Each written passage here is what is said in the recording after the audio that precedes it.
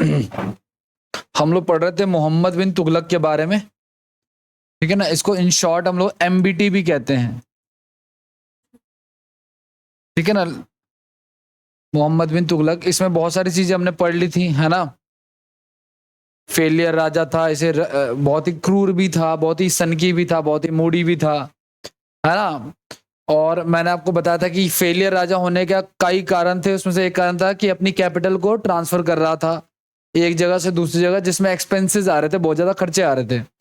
दूसरा, सेना ने ये बहुत सारी सेना थी इसके पास जिसको सैलरी देनी होती थी। तीसरा, आर्मी जनता ने इसके अगेंस्ट रिवोल्ट कर दिया था, विद्रोह कर दिया था, है ना। क्या मैंने ये भी लिखवाया था आपको कि यह इसने सिक्के चलवाए थे, सांकेतिक मुद्रा चलवाई थी, ये किया था हम लोगों ने, करेंसी चलाई थी ना। हाँ, फेक करेंसी मतलब इसने पीतल और तांबे का सिक्के चलवाए थे जो बाकियों ने छाप दिए थे। अब आगे लिखो आप लोग, एमबीटी के टाइम में कुछ बातें तो हम कर चुके हैं लास्ट क्लास में, अब आगे देखो उसमें। इसके समय में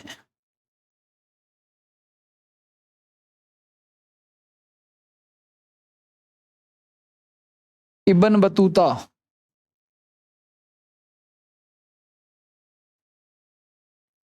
कब, 1333 गाइस। उस दिन मैं मंडे को जब मैं एमटीएस का एग्जाम देने गया था, उसमें भी ऐसा क्वेश्चन आया था कि ऐसा कौन सा विदेशी यात्री है जो कि मोरक्को से शायद यूनान वगैरह से आया था।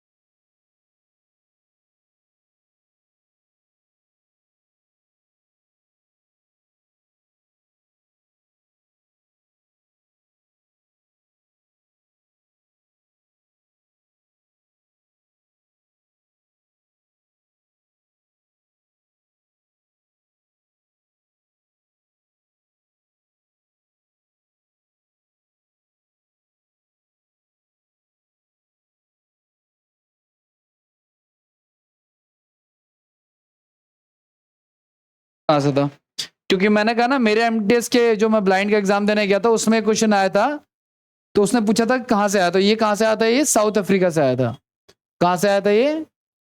साउथ अफ्रीका से आया था। इसकी चर्चा हम बहुत सारी लास्ट क्लास में ऑलरेडी कर चुके हैं, ठीक है ना, लेकिन हमने पॉइंट लिखा नहीं था, बस मैंने आपको बता दिया था, ठीक है। अच्छा, इसने किताब भी लिखी थी,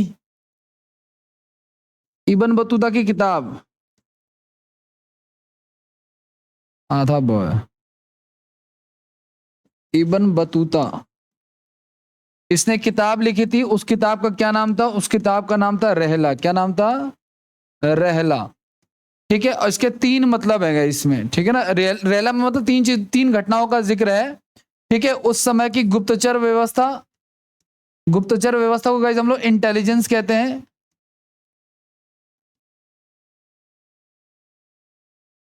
नमस्ते भाई, ठीक है। विदेशी व्यापार, विदेशी व्यापार यानी कि आईबी, यानी कि इंटरनेशनल बिजनेस, ठीक है। इसके अलावा पोस्टल सर्विसेज यानी कि डाक चौकियां,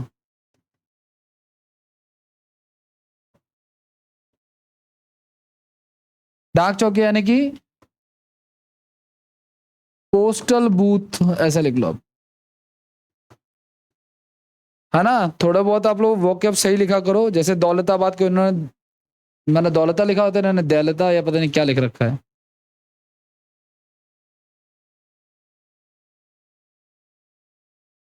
क्या हुआ? कमेंट नहीं करो भाई, देख यहीं पे इसी पेज पे ही है। ये अपनी राजधानी को ना, हाँ, ये डबल ओ की मात्रा आएगी यहाँ पे, दौलता, ठीक। आगे बढ़े भाई, हो गया, जल्दी करो सर।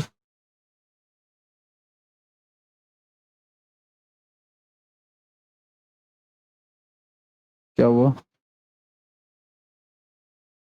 3 miss call.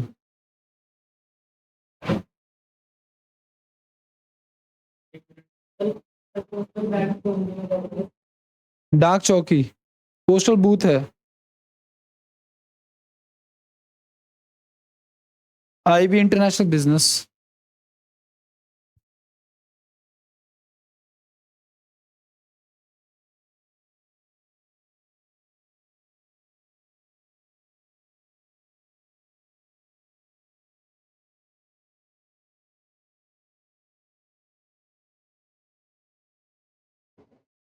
हो गया भाई, आगे बढ़ जाए। हाँ हाँ, लिखो सर, लिखो।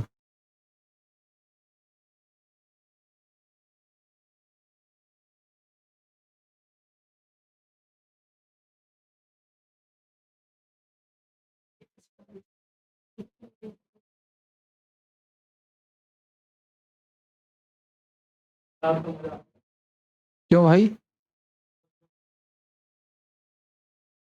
आपकी? हाँ, दो लंगूर भी तो बैठ सकते हैं चौकी। लंगूर बोलते हैं ना उनको जो बैठते हैं लड़के, बड़े लंगूर लेकिन नहीं बैठ सकते, छोटे लंगूर सर अलाउड।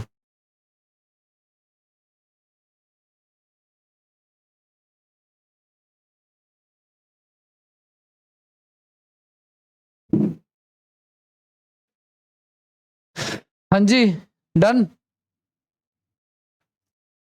ये क्वेश्चन कई बार आ चुका है। बुक का नाम, इसका नाम याद रखना, इसका टाइम भी याद रखना, सारी चीजें इंपॉर्टेंट है यहाँ पे। आगे बढ़ जाए।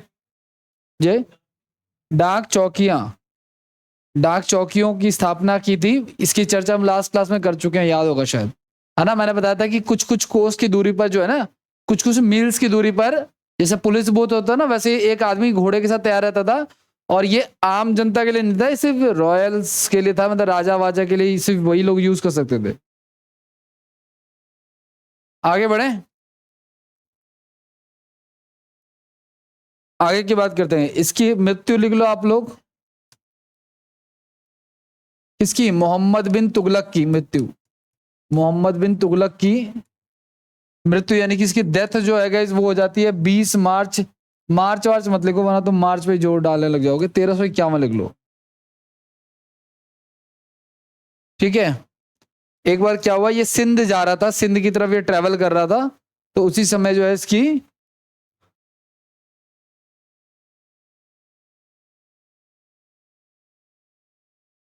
कोई वजह वजह नहीं है, वजह का क्या करना है, नहीं वजह नहीं पूछते। अगर ये बताना जरूरी होता तो मैं लिखवा देता। आगे बढ़े भाई। अच्छा देखो, आपने भारत का मैप देखा होगा, भारत के मैप में ना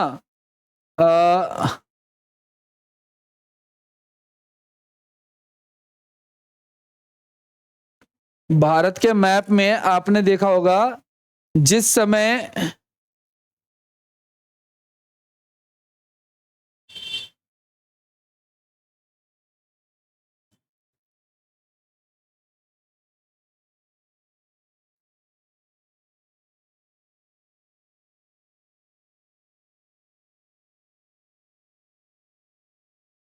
ये जो मोहम्मद बिन तुगलक शासन कर रहा था ना, उसी समय दक्षिण भारत में दो भाई ऐसे थे जिन्होंने एक नया साम्राज्य बनाया था, और उन दो भाइयों का नाम था हरिहर और बुक्का।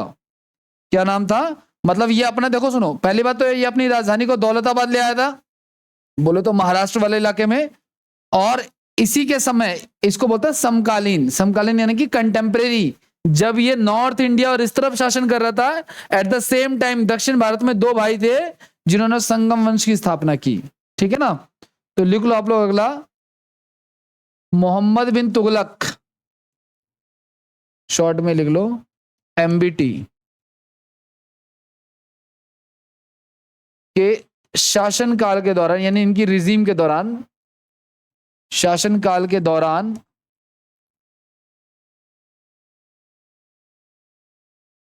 या शासनकाल में भी लिख सकते हो, ठीक है, शासनकाल में दक्षिण भारत, दक्षिण भारत यानी कि साउथ इंडिया में हरिहर और बुक्का, हरिहर और बुक्का, और लिख लो, लैंग्वेज सिंपल लिखनी चाहिए,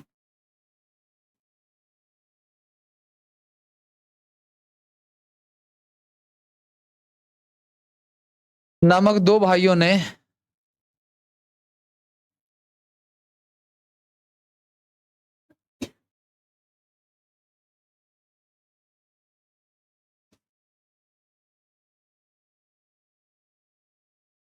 1336 में विजयनगर की स्थापना की।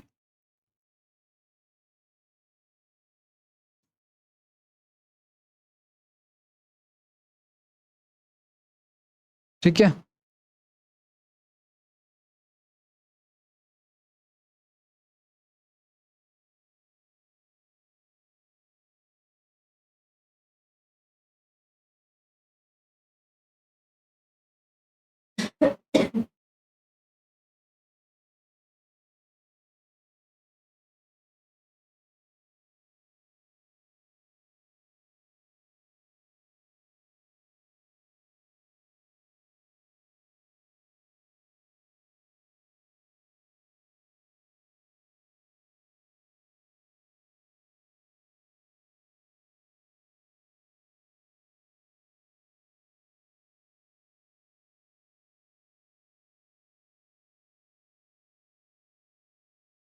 हो गया।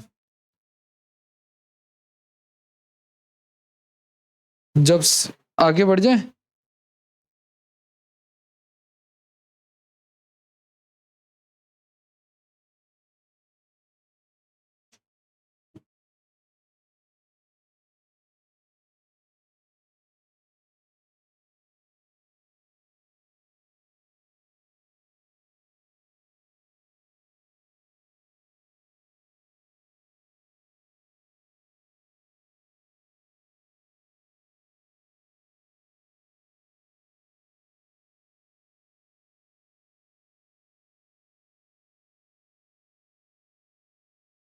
हो गया, बता भी दो यार। आओ देखो, सुनो नेक्स्ट। देखो ये जो मोहम्मद बिन तुगलक है ना गाइस, जब ये मर जाता है, ठीक है, तो इसके मरने की वजह से कोई बहुत अच्छा तो राजा ये रहा नहीं, है ना? लोग इससे दुखी थे, इसकी प्रजा इससे दुखी थी, और ये भी प्रजा से दुखी ही था। ठीक है ना? तो इसलिए जब ये मर जाता है तो एक इतिहासकार है जिसका नाम है बर्नी, वो कहता है कि अंततः लोगों को इससे और इससे लोगों से मुक्ति मिल गई, मतलब लोग भी इससे दुखी थे, वो भी फ्री हो गए, और ये भी लोगों से दुखी था, ठीक है, ये भी फ्री हो गया, ठीक है। तो मोहम्मद बिन तुगलक की डेथ पर, मोहम्मद बिन तुगलक की मृत्यु पर एक हिस्टोरियन है जिसका नाम है क्या है, इतिहासकार बर्नी, इतिहासकार बर्नी लिखता है, क्या लिखता है,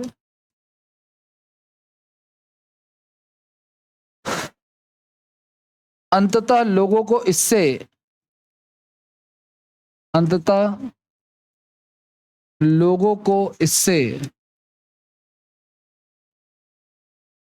और इसे लोगों से मृत्यु मिली, और इसे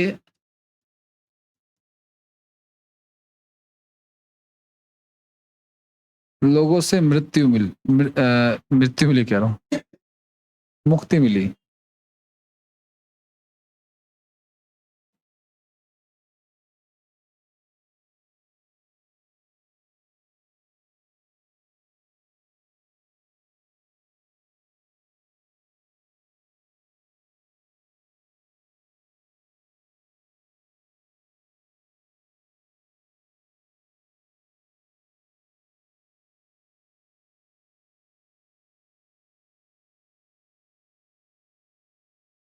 अब इसके बाद राजा बना फिरोज तुगलक। कौन राजा बना, इंपॉर्टेंट है भाई, फिरोज तुगलक।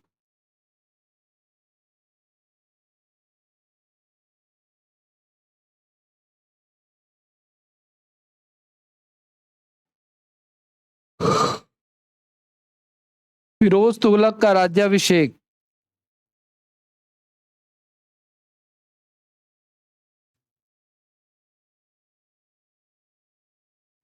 फिरोज तुगलक का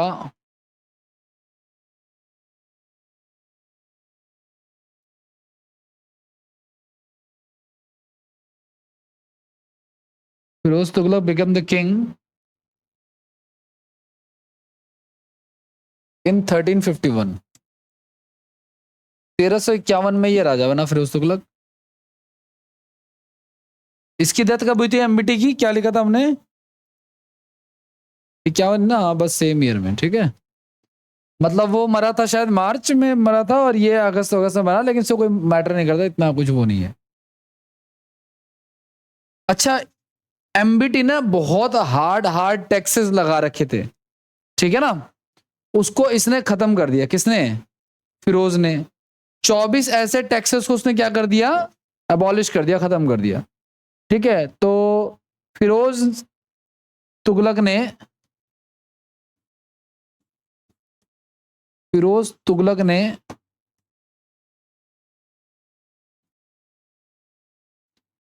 24 कष्टदायक करों को, कष्टदायक क्यों, पेनफुल क्यों थे, क्योंकि काफी ज्यादा हैवी थे, बर्डन थे जनता के ऊपर,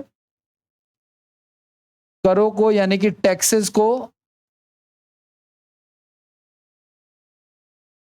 खत्म कर दिया, रोल अप कर दिया।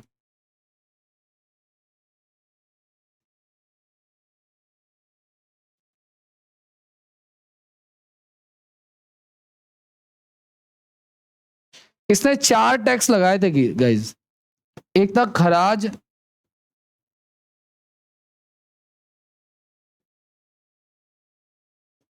दूसरा था खुम्स,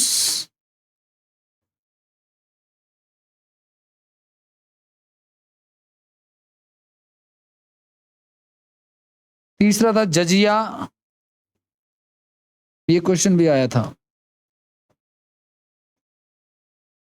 और एक था जकात।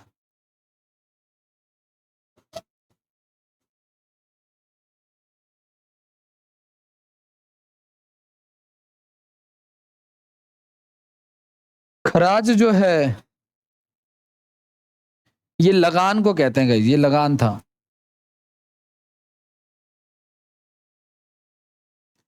ये था लूटा गया धन, अगर युद्ध वगैरह हुआ है तो उसमें जो लूटा गया धन है वो था। और जजिया और जकात गाइस रिलीजियस कर थे, ठीक है। जजिया कर जो था ना वो हिंदुओं को देना था। अगर कोई हिंदू अपने धार्मिक देवी देवता से मिलने जाएगा, जैसे मान के चलो अगर आपको अमरनाथ जाना है या वैष्णो देवी जाना है या किसी भी ऐसे होली प्लेस पे जाना है, तो आपको मुद्राएं देनी पड़ेंगी सोने की या टैक्स देना पड़ेगा।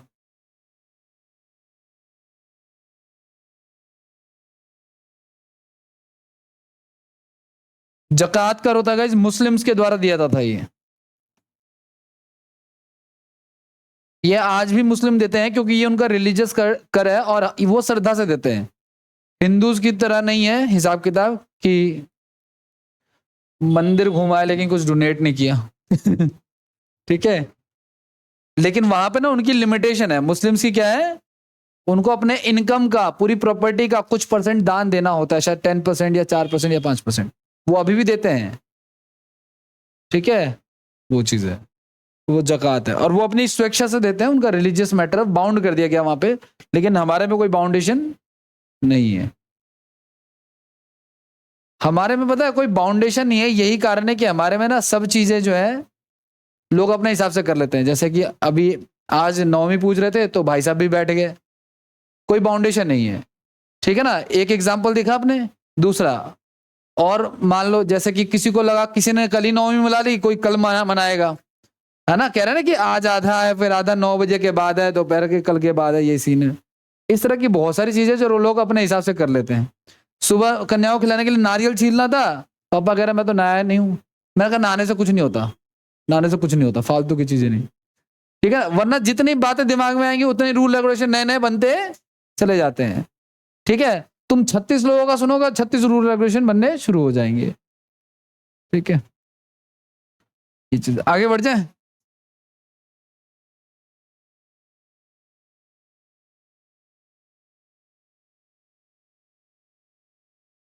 इससे पहले जजिया वजिया जो है ना वो गौरी वोरी ने लगाया था, लेकिन मुसलमानों में ना पहला ये शासक था जिसने जजिया का लगाया था, किसने, फिरोज शाह तुगलक ने। ठीक है ना, इंपॉर्टेंट हो जाता है ये। ठीक है, अगले आगे की बात करते हैं गाइस।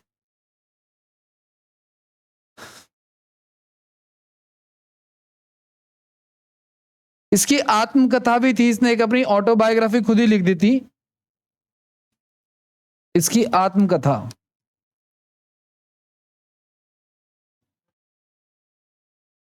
हाँ जी, इसके नाम था फतुहात फिरोज शाही। फतुहात,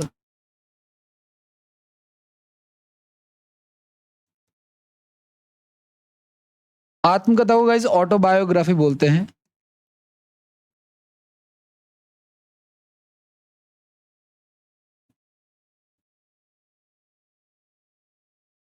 फतुहात फिरोज शाही, ये इसकी बुक का नाम है।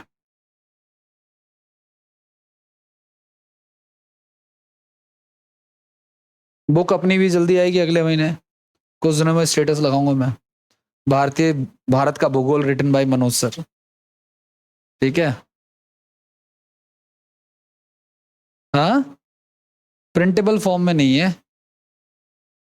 नहीं नहीं, आपको नहीं लगाना होगा। आप क्यों लगाओगे, आप बस खरीदना उसको किताब। ठीक है, फ्लिपकार्ट पे मिलेगी। ना ना ना ना, आगे बढ़ जाए।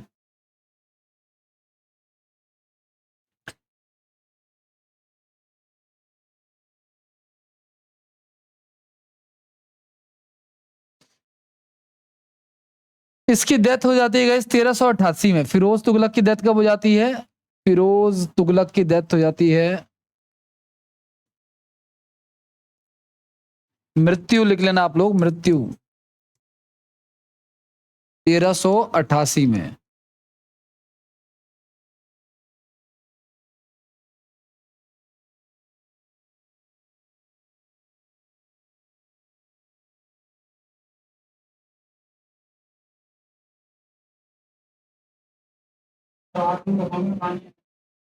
बात गौतम उसकी जीवनी के बारे में है क्या, क्या कहना चाह रहे हो। आत्म का था, अच्छा अच्छा अच्छा, वैसे लिख दिया मैंने। आत्मथा लिख दिया मैंने।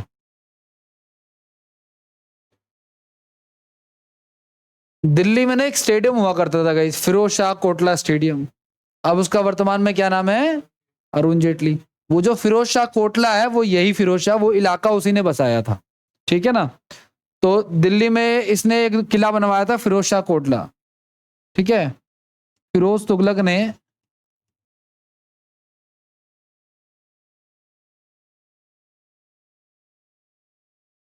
दिल्ली में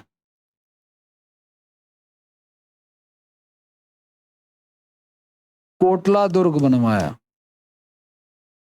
दुर्ग का मतलब होता है इस फोर्ट।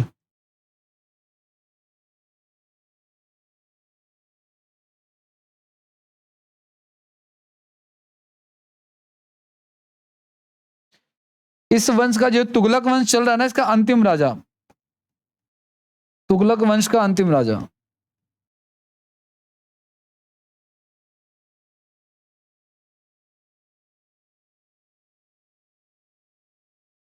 नसीरुद्दीन महमूद शाह।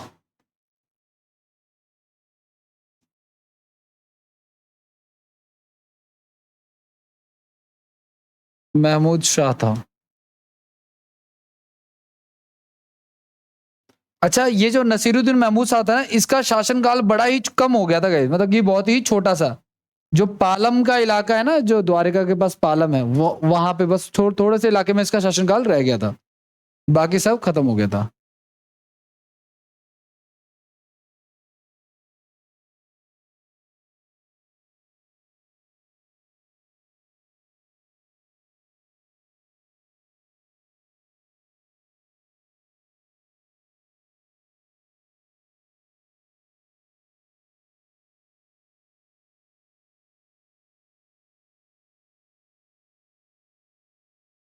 ठीक है, एक और चीज उसके इसके शासनकाल में गए, तैमूर लंग ने आक्रमण किया इसके शासनकाल में। The last empire of Tughlaq dynasty was Nasiruddin Mahmud Shah, ठीक है। तैमूर लंग जानते हो आप लोग, नाम सुना है? तैमूर लंग जो था, ये भी ईरान वीरान से आया था। इसने भारत पे आक्रमण किया, किसके टाइम पे, जब कौन राजा था? नसीरुद्दीन महमूद, ठीक है ना। और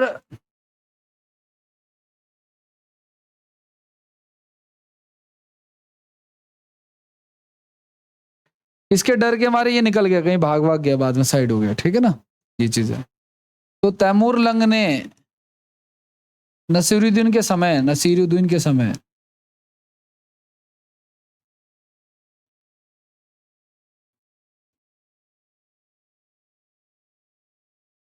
1398 में दिल्ली पर आक्रमण किया।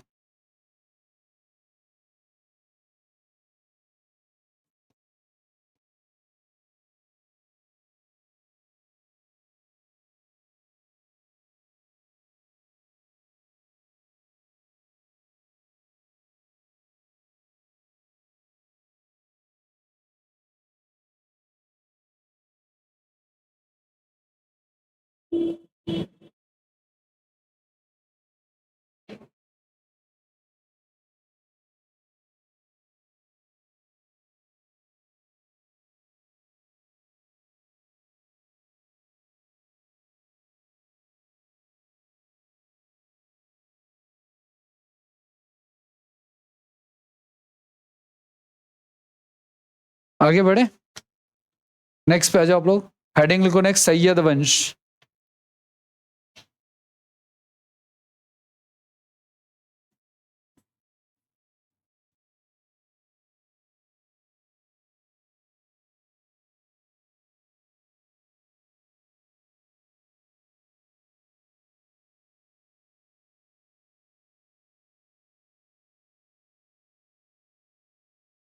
इसका जो संस्थापक था, इसका जो फाउंडर था,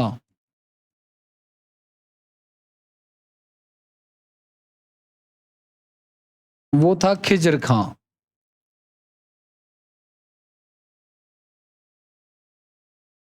ये किसका, ये सेनापति था तैमूर लंग का, जो उसके साथ आया था ना। तैमूर लंग ने यहाँ पे बहुत डिस्ट्रक्शन किया, सब कुछ तोड़ फोड़ दिया, सब बर्बाद कर दिया, नसीरुद्दीन को भगा दिया, ठीक है ना, और अपने ही एक सेनापति को क्या कर दिया इसने, बिठा दिया यहाँ पे और खुद चला गया। ठीक है, ये बड़ा ही लॉयल था, ये तैमूर लंग को टैक्सेस भेजा करता था और उसके बाद उसके बेटे को भी भेजा करता था। ठीक है ना, तो खिज्र खां था, ये सेनापति था, सेनापति ऑफ यानी कि आर्मी कमांडर ऑफ या कमांडर ऑफ, सेनापति था तैमूर लंग का।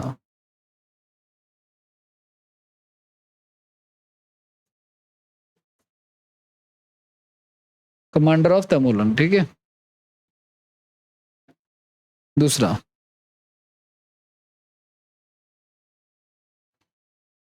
इसकी डेथ हो जाती है, कुछ खास नहीं करता है, इसकी डेथ 1421 में हो जाती है।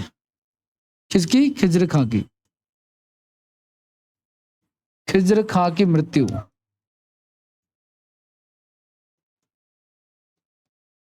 1421 में।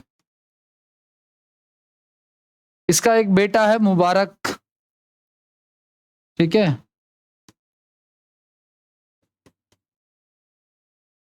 मुबारक खां।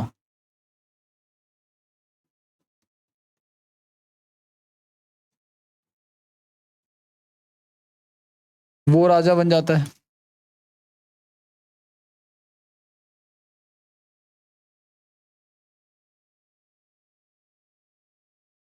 सैयद वंश का जो अंतिम सुल्तान है गाइस,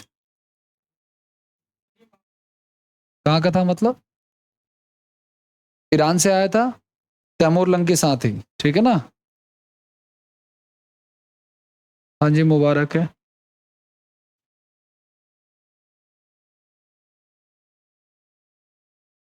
सैयद वंश का अंतिम शासक लिख लो आप लोग।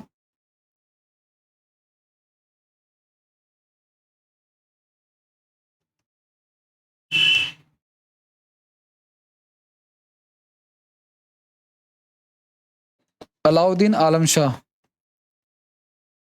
अलाउद्दीन आलम शाह था। इस डायनेस्टी ने ना टोटल 37 ईयर्स तक रूल किया गया, बहुत ही कम था, ज्यादा कुछ खास नहीं है, ज्यादा कुछ कर नहीं पाए।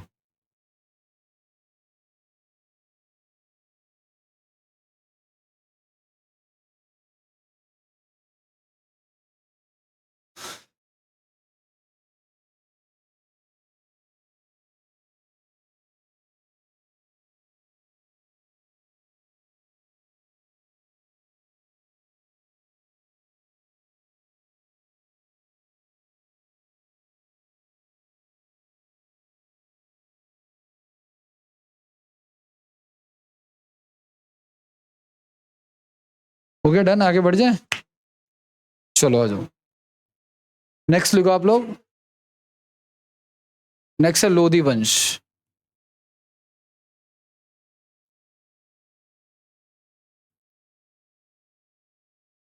1451 से लेकर के गाइज 1526,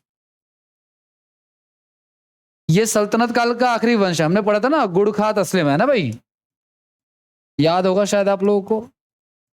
ठीक है, तो गुलाम वंश हो गया, खिलजी हो गया, तुगलक हो गया, सैयद हो गया, अब हमें करना है क्या? लोधी वंश।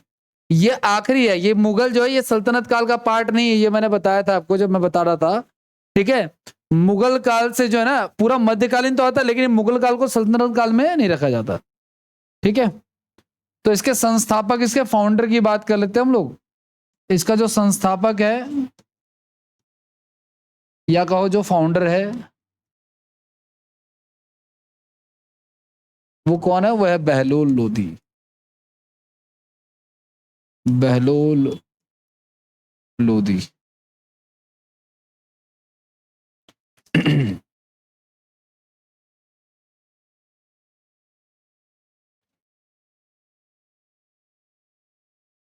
ये अफगान थे, क्या थे ये? अफगान जलेबी वाले गाने का मैन्युफैक्चरिंग इन लोगों ने की थी। ध्यान रखना, ये सारे के सारे थे तो मुस्लिम ही, लेकिन कोई अफगान है, कोई तुर्की है, कोई ईरानी है, कोई इराकी है ना, सबका हिसाब किताब अलग है।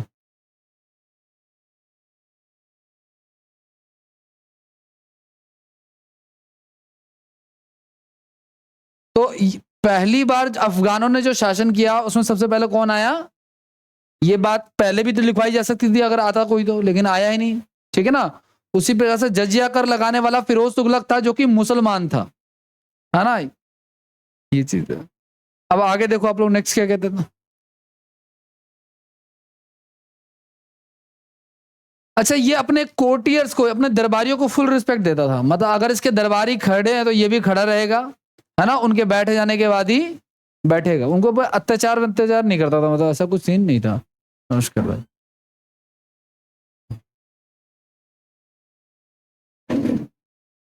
अच्छा, बहलोल लोधी का पुत्र था गाइज।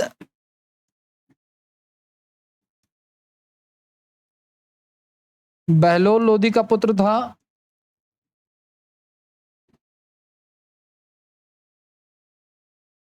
निजाम खां। क्या नाम था? निजाम खां। ठीक है, ये राजा बना।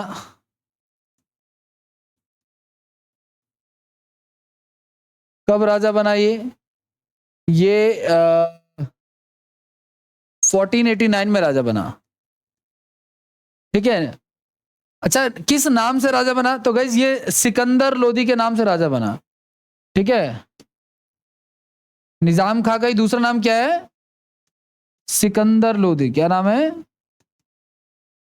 मतलब ये लोग टाइटल ले लेते थे, इसने सिकंदर का टाइटल ले लिया, और लोधी वंश ये था तो सिकंदर लोधी बन गया, है ना।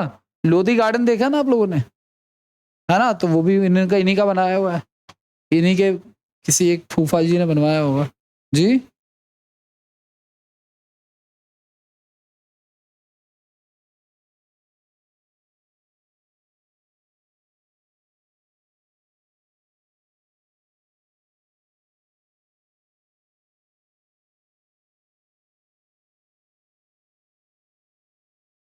हो गया डन, आगे बढ़ जाए। अच्छा, आगरा शहर की स्थापना किसी ने की? शाहजहां ने। ताजमहल कब बना?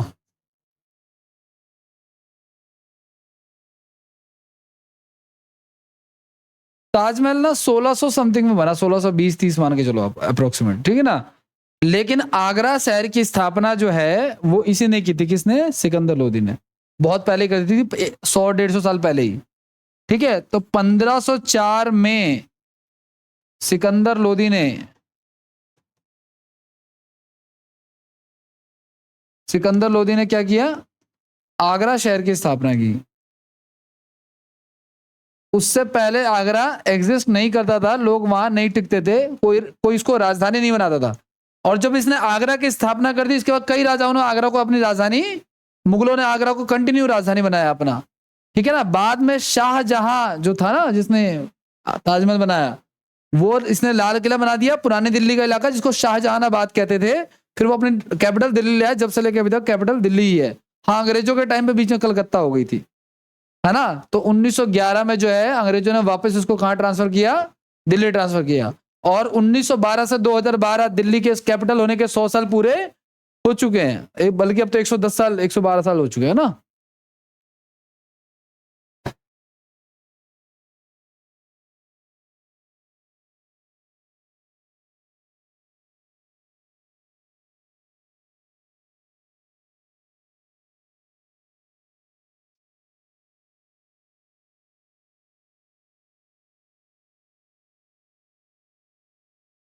आगे बढ़ जाएं। कुछ एक आधे पॉइंट्स है इससे रिलेटेड। क्या पॉइंट है देखो, सुनो। ये जो सिकंदर लोधी है, ये जो सिकंदर लोधी है,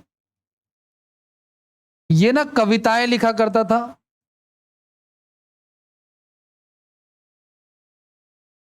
मतलब पोएट भी था। किस नाम से लिखता था?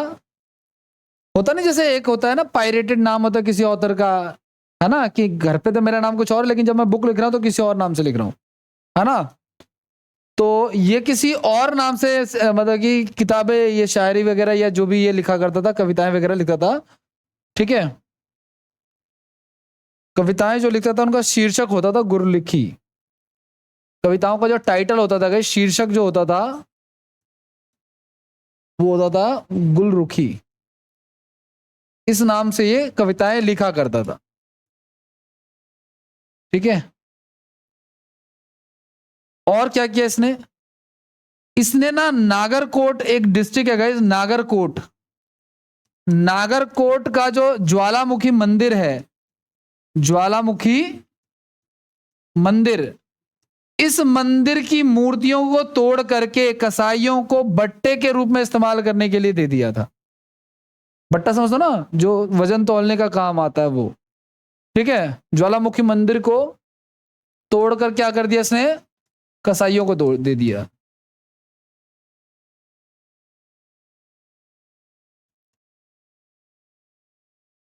कसाईयों को इंग्लिश में क्या कहते हैं?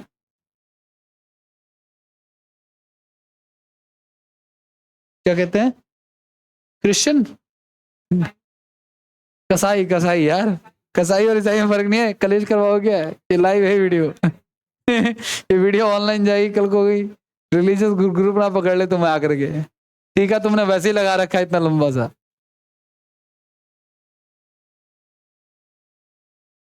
मैंने कहा ये कब हो गया? चलो कोई बात नहीं, कोई बात नहीं यार। अच्छा, इसने मुसलमानों पे बैन लगाए थे, मुसलमानों पे बैन लगाया था, मुसलमानों पे बैन लगाया था। किस चीज पे बैन लगाया था क्या इसने? मुसलमान ताजिया नहीं निकाल सकते, ठीक है ना। इसके अलावा मुसलमान जो स्त्रियां हैं, मुस्लिम स्त्रियां, वो पीर और संतों की मजारों पर नहीं जा सकती, पीर और संतों की मजारों पर नहीं जाएंगी।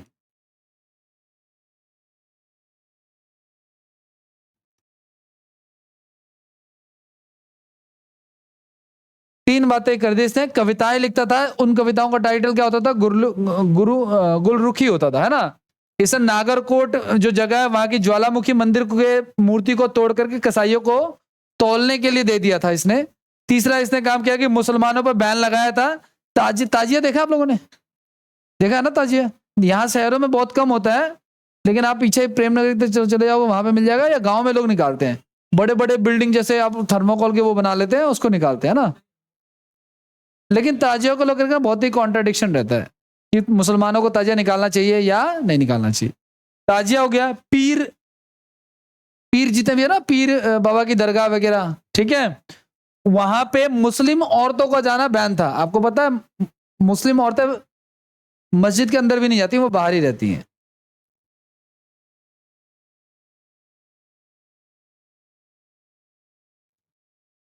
इसकी डेथ हो जाती है गाइस, गले की बीमारी के कारण मृत्यु हो जाती है 1517 ईस्वी में। इसका लास्ट सीन व्हाट्सएप का जबी का है। इसके बाद एक और आदमी आ जाता है,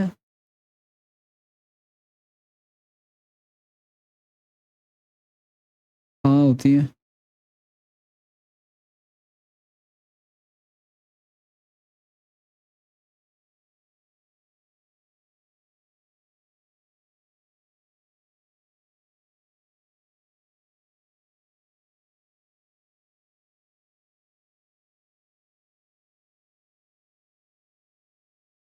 क्यों साथ बात कर रहा हूँ? आगे बढ़ जाए, नेक्स्ट की बात करते हैं, आ जाओ। अच्छा, इसका जो पुत्र था गाइस, इसका पुत्र था कौन? इब्राहिम लोदी। क्या नाम था? इसका पुत्र इब्राहिम लोदी राजा बना।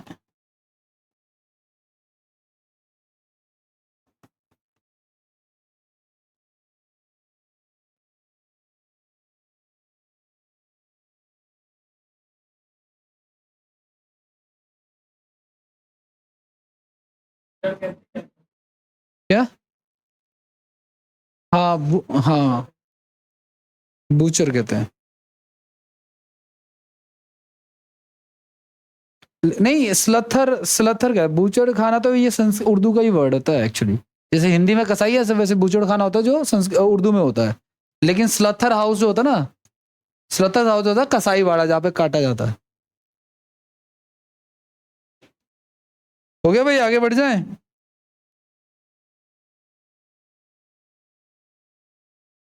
नेक्स्ट पे आ जाओ।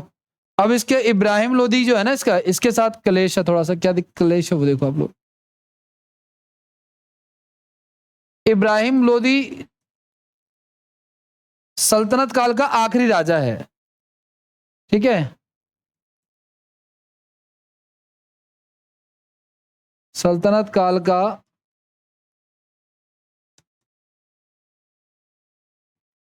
आखिरी राजा है, ठीक है। इब्राहिम लोदी की लड़ाई हो जाती है किससे?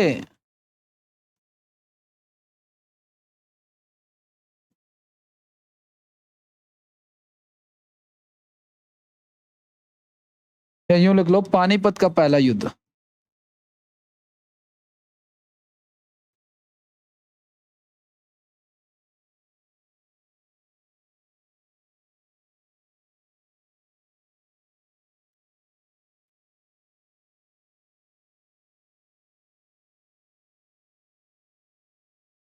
कब होता है भाई? 1526। किसके बीच में होता है? इब्राहिम लोदी और बाबर के बीच में। इब्राहिम लोदी वर्सेस बाबर। बाबर कौन है?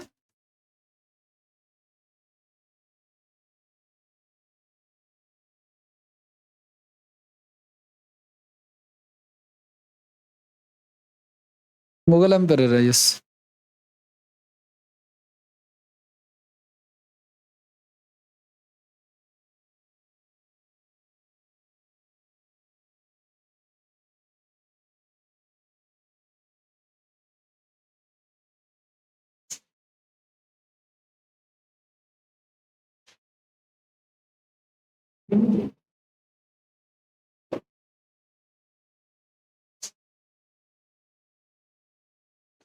हो गया, आगे बढ़े। और इसकी डेथ हो जाती है इसमें, किसकी? हाँ, इसकी डेथ हो जाती है। तो पूरे सल्तनत काल में जितने भी राजा हुए ना, गुलाम वंश, खिलजी वंश, सैयद वंश, लोधी वंश, इसमें एकमात्र इकलौता राजा है जो बैटल फील्ड में मारा गया। कोई नहीं मारा गया बैटल फील्ड में, लेकिन जाते जाते इसने क्या कर दिया? एक कारनामा कर दिया है कि he become the single king who died in the battle field. कहां पे मरा ये? पानीपत में, ठीक है ना। बाबर ने इसको मारा। अच्छा, बाबर ने इसको मारा। बाबर के बारे में भी हम पढ़ेंगे। ये बाबर नहीं, ये जाबर है, ठीक है। इसके बारे में पढ़ेंगे काफी। अच्छा, बाबर का ये कामयाब युद्ध था बहुत ही, इससे पहले बहुत ही युद्ध में फेल भी हो चुका था कई बार। इसको बताया किसने कि बाबर को किसने बताया इसके जाके मारो? इसी के चाचा ने, इसी के सगे वालों ने इसको बताया, ठीक है ना। ये तो आगरा में बैठा हुआ अपना शासन कर रहा था, इसके पंजाब के चाचा थे एक, ठीक है। उनका नाम था आलम खां। आलम खां ने बाबर को बोला कि जाओ इसको मारो, ठीक है। तो उसकी फील्डिंग चाचा ने ही बिठा रखी थी। आगे बढ़ जाए भाई, ये था।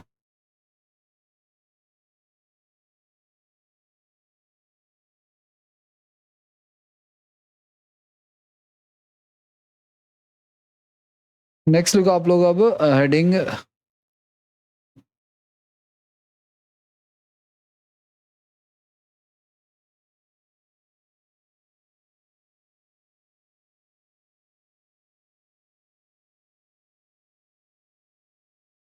मुगल साम्राज्य।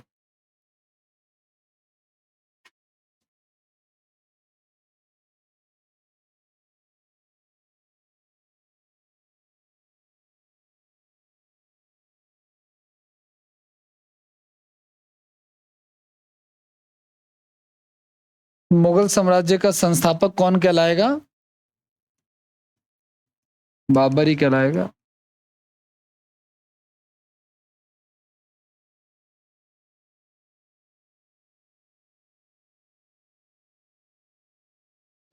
सुन्नी मुसलमान था गाइस ये, ठीक है। कौन सा मुसलमान था ये? हालांकि ये आता वाता तो नहीं है, बट फिर भी तुर्क भी था और सुन्नी मुसलमान भी था। सुन्नी मुसलमान प्लस में तुर्क था। क्या कह रहे हो भाई? डिफरेंसेस बहुत सारे होते हैं। जो पैगंबर मोहम्मद की जो बातें हैं ना, उनको जो सुन करके बिलीव कर लेते हैं, सुने हुए पे है ना, जो उनके गुरु कहते हैं वैसा, उसको सुन्नी कहते हैं। और जो सिया होते हैं वो कुरान के अकॉर्डिंग चलते हैं प्रॉपर, ठीक है ना, कुरान में जो लिखा है उसके अकॉर्डिंग, सुनने पे वो विश्वास नहीं करते हैं। ये एक दूसरे के कट्टर होते हैं, ठीक है ना। बेस्ट का क्या करना, हमने कौन सा उनको, मुझे क्या पता बेस्ट कौन होते हैं, सबके अपने अपने आइडियोलॉजीज हैं, ठीक है। दोनों एक दूसरे को लो ही समझते हैं, ठीक है।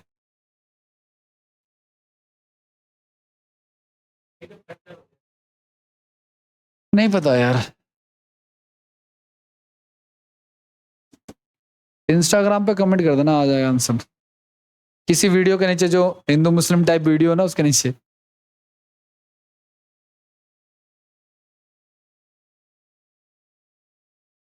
इसका जन्म लिख लो आप लोग, बाबर का जन्म 1483। बायोग्राफी लिखवा रहा हूं इसकी मैं। इसके पिता का नाम है उमर शेख मिर्जा,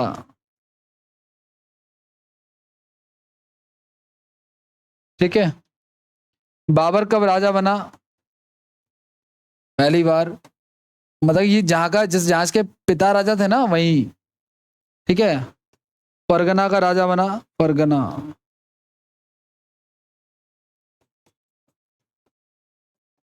ठीक है, 1494 में।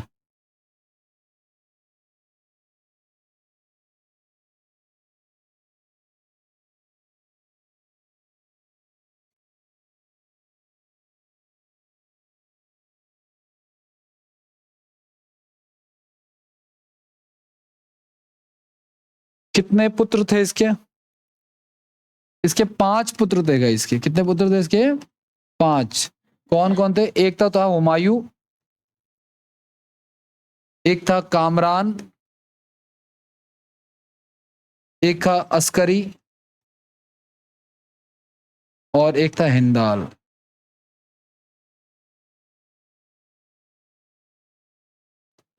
भारत पर आक्रमण,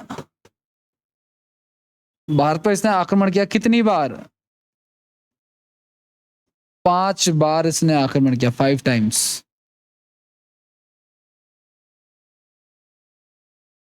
हिंदाल लिखा हुआ है, हिंदाल। हुमायूं सबसे बड़ा बेटा था, और आगे चल के हुमायूं ही राजा बना, ठीक है। उसकी कहानी हम पढ़ेंगे हुमायूं के बारे में अभी। It was bit interesting.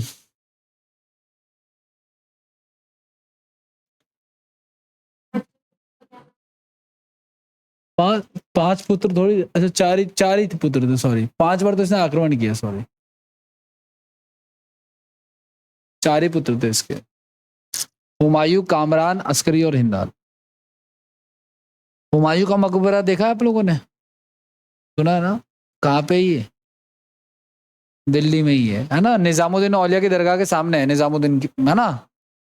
Humayun का सबसे बड़ा बेटा था, और इसने कहा था कि जब मैं मरूंगा ना तो मेरे जितनी भी प्रॉपर्टी है उसको अपने चारों भाइयों में डिस्ट्रीब्यूट कर देना। हुमायूं ने ऐसा ही किया, अपने चारों भाइयों में डिस्ट्रीब्यूट कर दिया। लेकिन जो वंश आगे चला वो हुमायूं का ही चला, बाकियों का उतना कुछ खास नहीं रहा। अच्छा एक चीज और,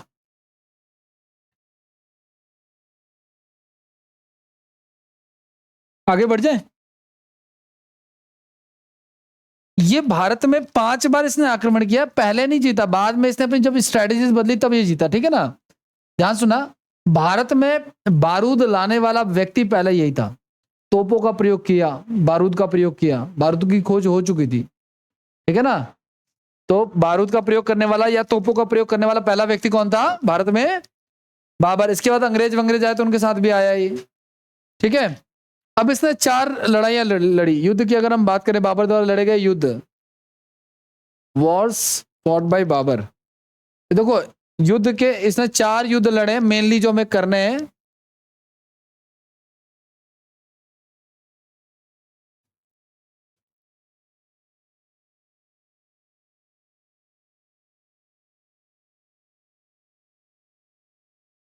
देखो सुनो, पानी पी के, खाना खा के, चंदेरी चली घाघरा पहन के, ठीक है।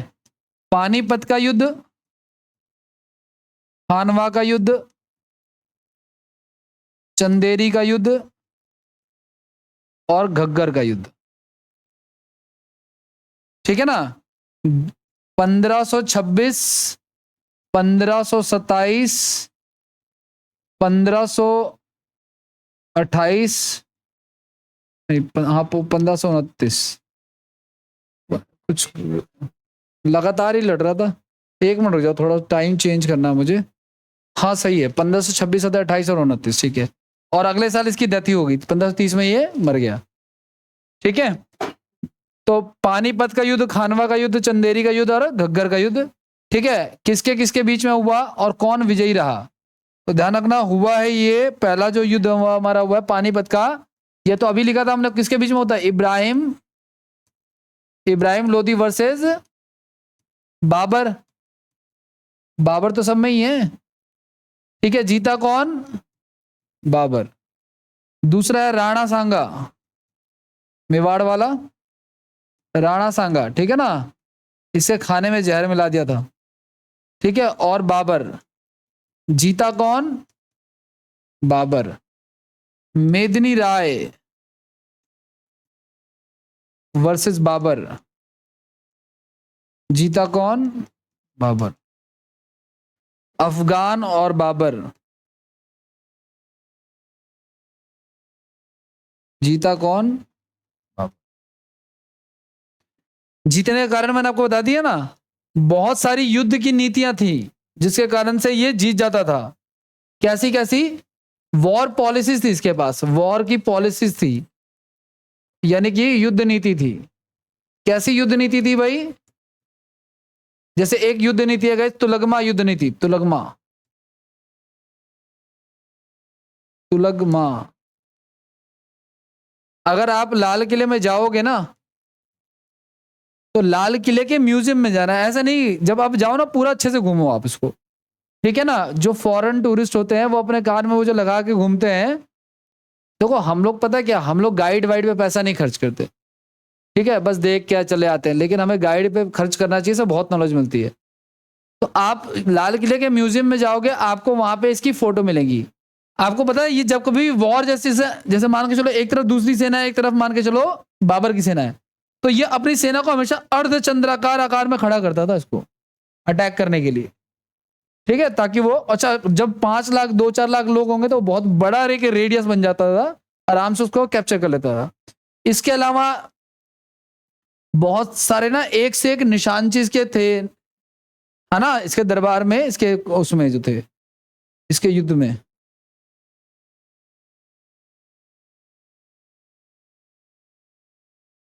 राणा सांगा के खाने में जहर मिला देते at the time of war, पता नहीं कैसे।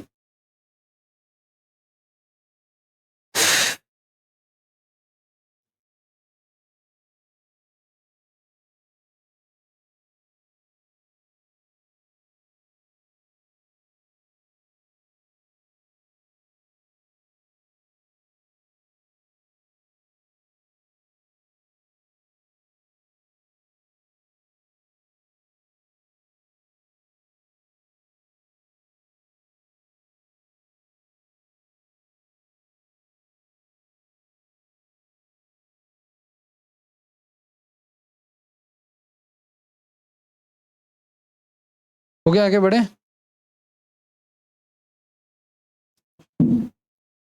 चलो आ जाओ।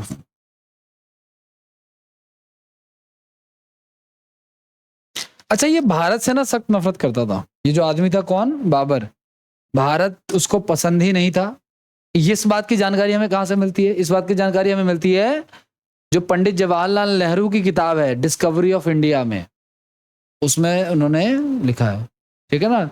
डिस्कवरी ऑफ इंडिया किसकी किताब है? पंडित जवाहरलाल नेहरू, जो देश के पहले प्रधानमंत्री थे, उसमें इनकी जानकारी मिलती है, ठीक है। और लिख लो आप लोग, इसकी डेथ लिख लो आप लोग। इसकी मृत्यु हो जाती है, कब हो जाती है इसकी मृत्यु? 1529 में, मतलब युद्ध लड़े चारों जीता, उसके बाद आगे आगे बढ़ गया ये, ठीक है ना। इसको पहले तो दफनाया है गाइस आगरा में।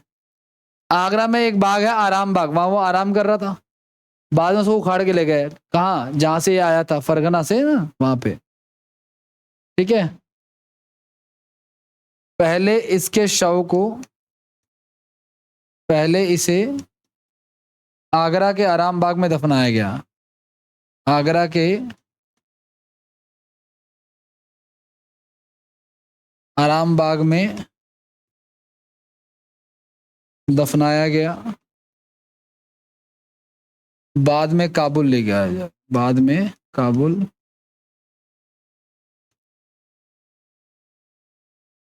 ले जाया गया।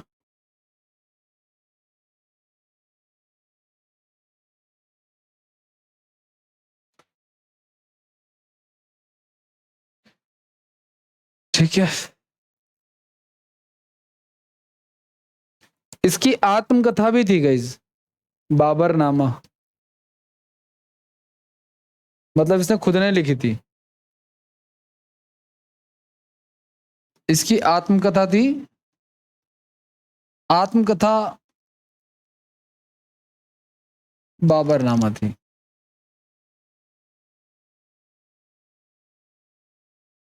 उन्होंने खुद ही लिखी थी।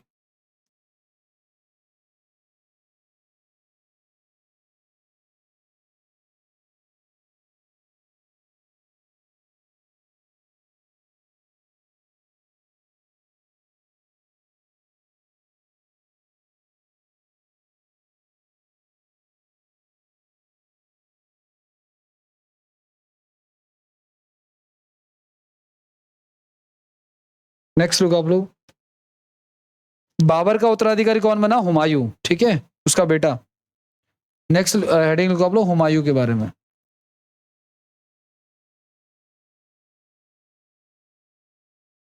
हाँ,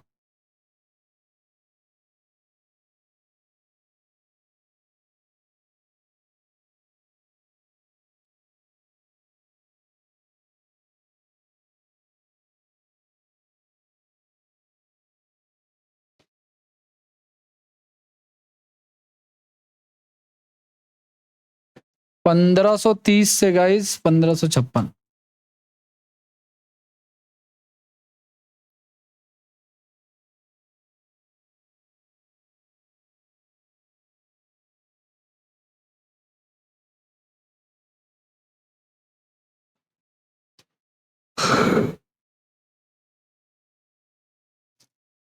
देखो सुनो,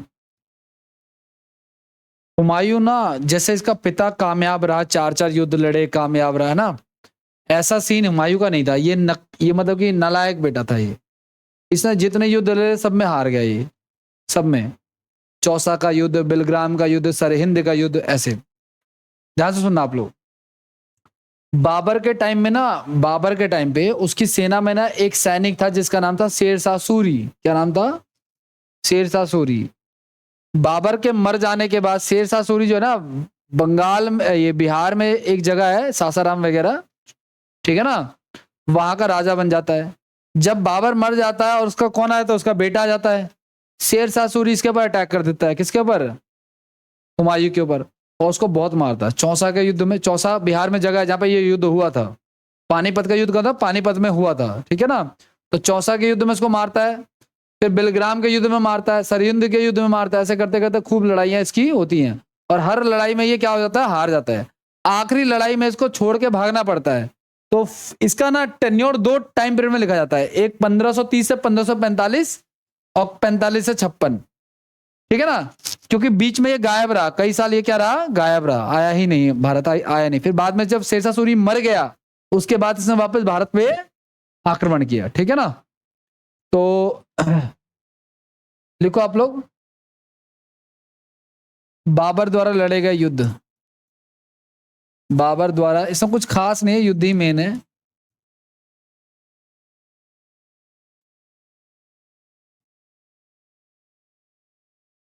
पहला है चौसा का युद्ध।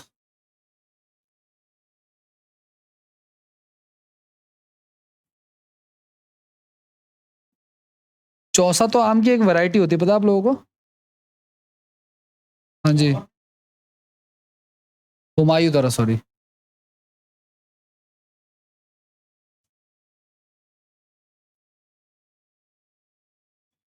तो जहां पे ये हुआ था वहां पे होता है चौसा, इसकी वजह से इसका नाम है।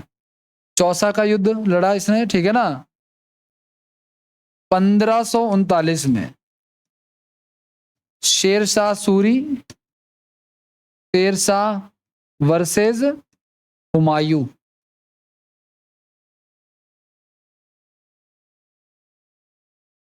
और कौन जीता? शेरशाह जीता। कौन जीता? शेरशाह जीता। फिर दूसरा युद्ध होता है बिलग्राम का युद्ध। इसको बिलग्राम या कन्नौज का युद्ध भी कहते हैं।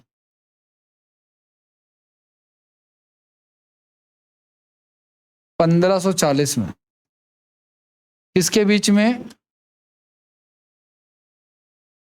शेरशाह और हुमायूं के बीच में। ठीक है ना? इसमें भी कौन जीता? शेरशाह ही जीता।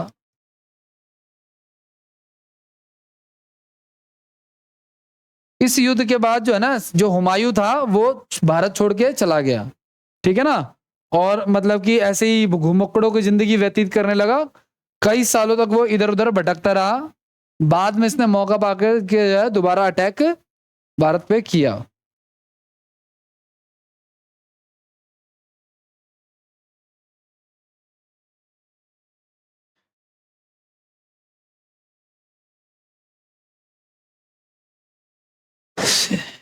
एक है सरहिंद का युद्ध।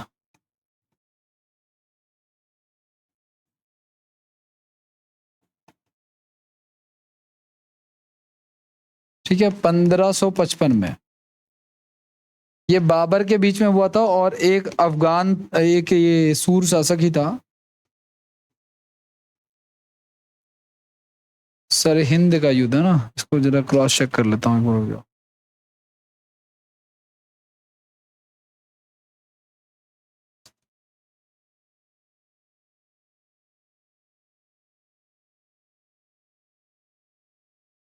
सिकंदर शाह सूरी।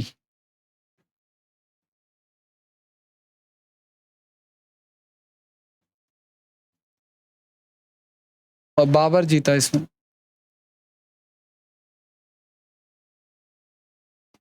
एक और युद्ध है गाइस, देवरा का युद्ध।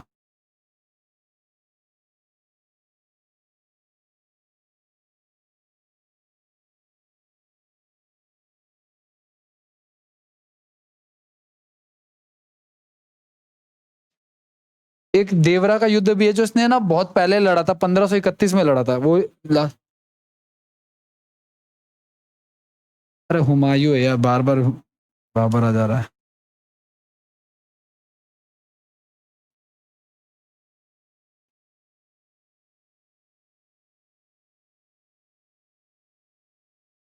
हुमायूं कर लेना, कहीं और लिखा हो तो। एक है देवरा का युद्ध। इन सभी युद्धों से ना सबसे पहले इसने देवरा का युद्ध लड़ा था 1531 में। ये बाबर के बीच में हुआ था। और हुआ था आपका ये महमूद लोदी के बीच में।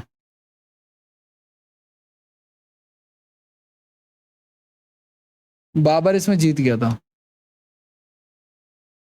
क्या? ये सबसे फर्स्ट में लिख रहा था, नहीं कोई दिक्कत नहीं है, आप लिख लो। 31 वाला सबसे पहले हुआ था एक्चुअली, लेकिन कोई दिक्कत नहीं है।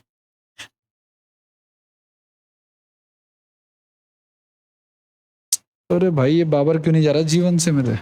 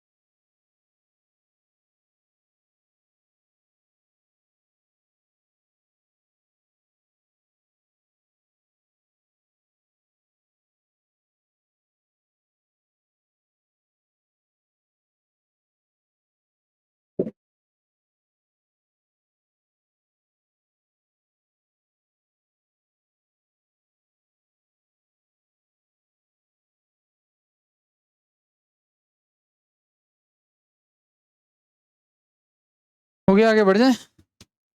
नेक्स्ट पे आ जाओ। एक दो बातें और लिख लो इसके रिगार्डिंग। पुराना किला है ना जो है, ये जो पुराना किला दिल्ली में, मैंने इसको लेकर के ना बहुत सारे डाउट चलते हैं कि इसको किसने बनाया है। कोई कहता है इसको शेरशाह सूरी ने बनाया है, कोई कहता है इसको पांडवों ने बनाया है, पांडव वो जो महाभारत वाले थे। ठीक है, इसी पुराने किले में ना एक लाइब्रेरी होती थी, दीन पनाह लाइब्रेरी थी एक, दीन पनाह अभी भी है वहां पे। उसी दीन पनाह की सीढ़ियों से ना गिरते गिरते इसकी डेथ हो गई थी। किसकी? हुमायूं की। तो ऐसा कहा जाता है ये ऐसा शासक था तो जो जिंदगी भर ठोकर खाता रहा और अंत में इसकी मृत्यु भी ठोकर खा के ही हुई। ठोकर क्यों खाता रहा? क्योंकि बेलग्राम के युद्ध के बाद शेरशाह सूरी ने इसको भगा दिया था बाहर, तो ये बाहर चला गया था, है ना, ईरान वीरान वहीं पे रहता था, 15 साल इधर उधर भटकता रहा ये। उसी बीच में इसके बेटे अकबर का जन्म हुआ था। अकबर कौन? इसका पुत्र, है ना, जो कि राजा बना 13 साल की उम्र में। ठीक है, तो 1 जनवरी 1556 को, 1 जनवरी न्यू ईयर की पार्टी कर रहा था ये लाइब्रेरी में बैठ के।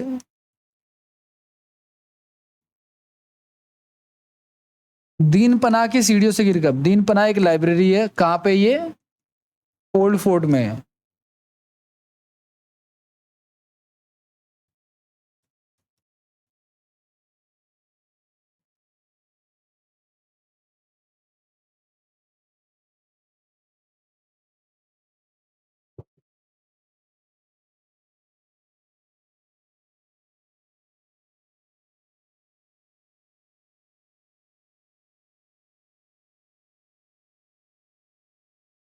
इसकी जो बायोग्राफी थी ना, हुमायूं नामा,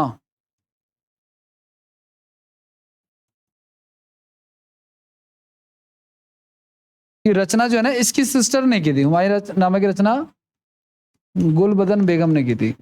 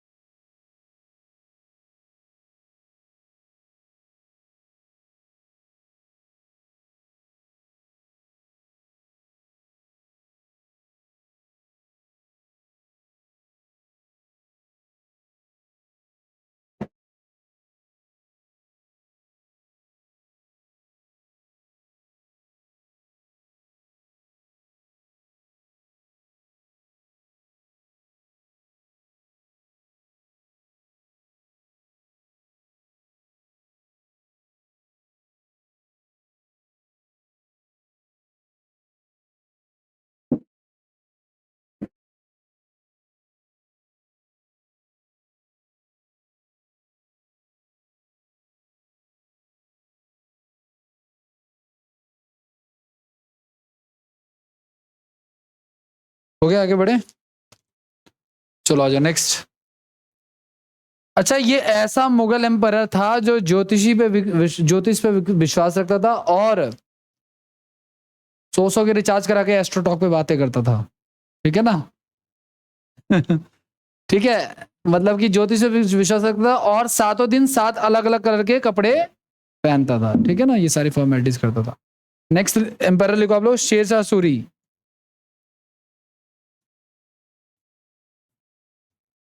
शेरशाह सूरी या खाली शेरशाह भी लिख सकते हो।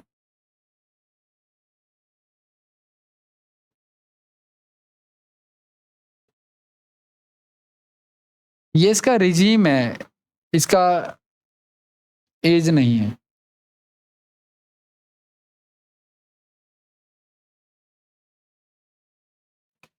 जन्म की बात कर लेते हैं गाइस। जन्म 1472 में।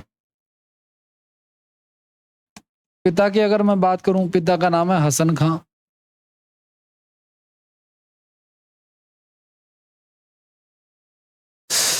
इसका नाम शेरशाह, जो इसका बचपन का नाम ना फरीद था। क्या नाम था? बचपन का नाम या ओरिजिनल नाम कह लो, उसका बचपन का नाम फरीद था, फरीद। एक्चुअल में क्या किया था इसने, एक शेर को मार दिया था तलवार से, इसकी वजह से इसका नाम क्या पड़ गया? शेर खां पड़ गया। युद्ध इसने वही लड़े जो मैं पीछे आपको शेरशाह सूरी बाबर वाले युद्ध, हुमायूं वाले युद्ध लिखवा चुका हूं। वही युद्ध इसने लड़े थे।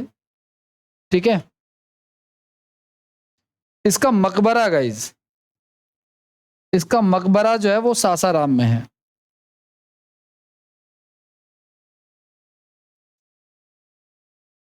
सासाराम कहाँ में है? बिहार में। सासाराम से ना आपके हमारे देश की जो लोकसभा है ना, उसकी पहली महिला स्पीकर कौन है? हमारे लोकसभा की पहली महिला स्पीकर मीरा कुमार, है ना? वो जीत के आती है वहीं से। वहीं उसका झील के अंदर इसका मकबरा बना है। झील के अंदर मतलब अंदर नहीं, जैसे जल महल देखा ना आप लोगों ने, वैसे से। ठीक है, ये सब कुछ एक आधे किले भी बनाए, उतना इंपॉर्टेंट नहीं है। आगे बढ़ जाए। आज हम जो कहते हैं कि भाई 10 रुपए दे दो, 20 रुपए दे दो, 50 रुपए दे दो, ये रुपया जो शब्द चलाया वो किसने चलाया? किसी का चलाया हुआ है, ठीक है ना? तो लिख लो आप लोग। हालांकि उस समय जिसने रुपया चलाया था वो चांदी का चलाया था। किसका चलाया था? चांदी का। किसने चांदी का रुपया चलाया? इसने चांदी का रुपया चलाया।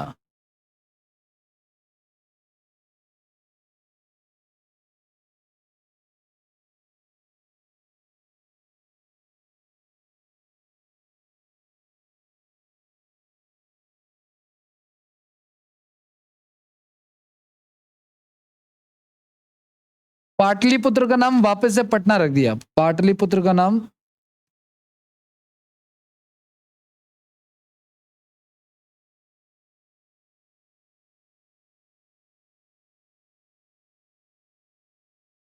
बदल के इसने क्या कर दिया? पटना कर दिया। अभी तक पटना ही है बिहार की राजधानी। और क्या? ग्रैंड ट्रंक रोड, जो आप मूर्थल जाते हो यहां से बाईपास होते हुए, उस रोड की मरम्मत जो है वो किसने कराई? शेरशाह सूरी ने मरम्मत करवाई। लेकिन कहीं कहीं लिखा था कि बनवाया भी किसने? शेरशाह। बनवाया नहीं, उससे पहले भी ये रोड पहले से ही था, ठीक है, एग्जिस्ट करता था। ग्रैंड ट्रंक रोड की मरम्मत करवाई। जब ही नहीं कहते, वो अभी का समय है, अभी कहते हैं, मतलब अंग्रेजों के टाइम से। ग्रैंड ट्रंक क्यों? ट्रंक जैसा है ना भाई। भारत का मैप देखो आप लोग, भारत के मैप में ये जो रोड है, ये मान के चलो भारत है और ये मान लो दिल्ली है, तो ये रोड जो है ना, ट्रंक की तरह, जो सूंड होती है हाथी की, उसकी तरह जा रहा है। कहाँ? पाकिस्तान, और जा रहा है वेस्ट बंगाल। इस प्रकार से कनेक्ट कर रहा है उसको, है ना? तो पहले, अब तो नेशनल हाईवेज के नाम बदल गए हैं। पहले उसको NH1 और NH2 बोलते थे इसको। तो NH1 होता था पहले, नेशनल हाईवे नंबर 1। और ये कहाँ जाता था? दिल्ली से पूर्वी पाकिस्तान जाता था, और ये पूर्वी बंगाल जाता था। तो ग्रैंड ट्रंक रोड की मरम्मत करवाई इसने, ठीक है। डाक प्रथा का प्रचलन जो है इसने शुरू किया।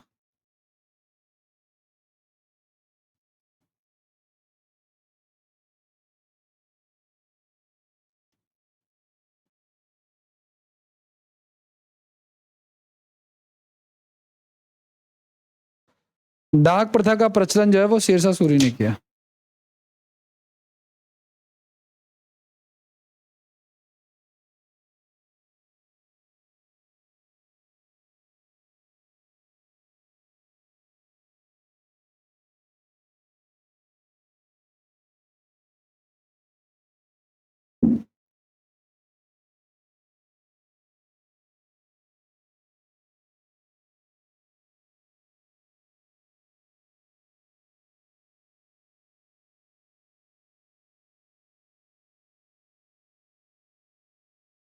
हो गया, आगे बढ़े। नेक्स्ट लिखो आप लोग। अब शेरशाह सूरी के बाद हुमायूं का बेटा कौन था? अकबर था ना। ये तो बीच में आ गया, पता नहीं कैसे कैसे सिस्टम को बिगाड़ने के लिए, इसलिए हमें इसको पढ़ना पड़ रहा है, ठीक है। वरना हुमायूं के बाद अगला राजा कौन बनता है? अकबर।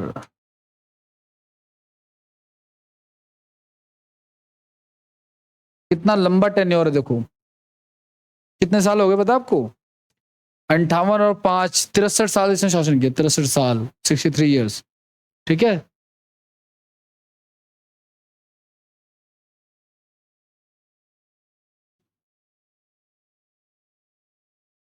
अच्छा, वो जो हुमायूं था, वो तो बिलग्राम के युद्ध में 1540 में भाग गया था ना।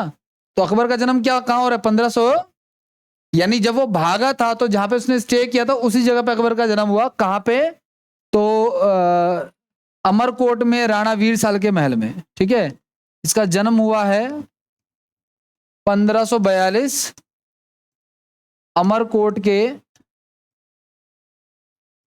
अमरकोट में राजा वीर साल के यहाँ।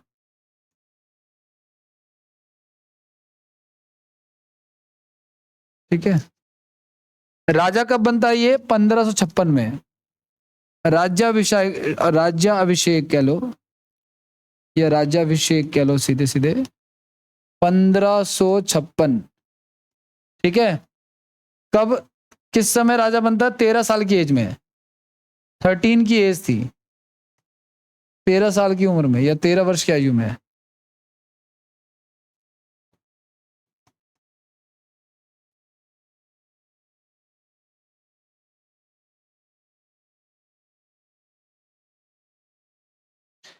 क्या 13 साल का बच्चा राजा बन सकता है भाई? हम तो 23 के हो गए, लेकिन अभी तो कुछ पता ही नहीं जीवन का, ये राजा बन गया, बताओ। ठीक है, तो देखो इसको सिंबॉलिकली राजा बना दिया। जैसे आप दूर से सुनोगे कि यार उस वहां का राजा अकबर है, तो आप ये थोड़ी सोचोगे कि बच्चा बैठा है कि बूढ़ा बैठा है कि जवान बैठा है ना। इसकी मृत्यु जब हुई थी, किसकी? इसके पिता की। कौन, क्या नाम था इसके पिता का? हुमायूं की जब मृत्यु हुई थी, अगर राजा नहीं बैठेगा गद्दी पे तो कोई ना कोई इस पे आक्रमण करेगा पक्का, तो उसको बचाने के लिए हमने क्या कर दिया? राजा बना के बैठा दिया। अब वो बात उसे कि वो राजा बच्चा था, तो एक्चुअल में इसके डिसीजन जो है इसका एक संरक्षक लेता था जिसका नाम बैरम खां था। ठीक है, आपने जोधा अकबर मूवी देखी होगी ऋतिक रोशन वाली और ऐश्वर्या राय वाली, अगर तो उसमें वो सीन दिखाया गया है। ठीक है ना, तो इसका संरक्षण, इसका केयर टेकर कौन था एक्चुअल में? मतलब 13 साल का तो बच्चा ही होता है, राजा कैसे बन सकता है वो? ठीक है ना, तो इस संरक्षक के रूप में जो है वो काम कर रहा था। कौन? बैरम खां। इसका संरक्षक कौन था? बैरम खां था, मतलब इसका केयर टेकर कह लो। ठीक है,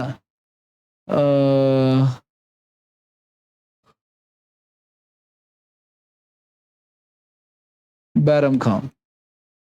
और ये कब से कब तक रहा? ये 1556 से लेकर के 1560 तक संरक्षक बना रहा।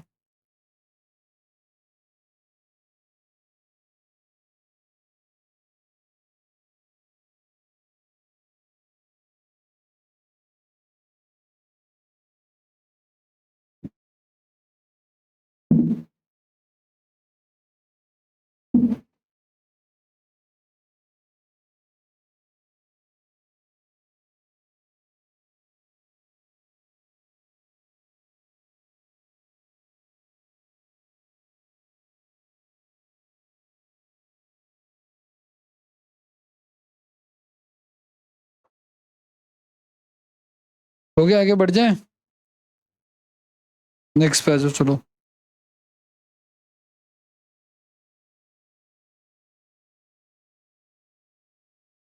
ये हो गया, ठीक है। आगे लिखो आप लोग, इसके द्वारा लड़े गए युद्ध।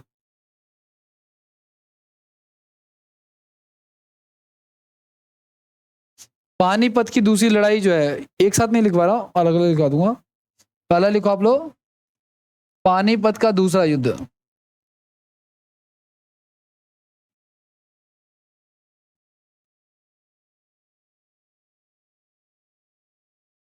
पंद्रह सौ छप्पन। पानीपत का पहला युद्ध कब? 1500।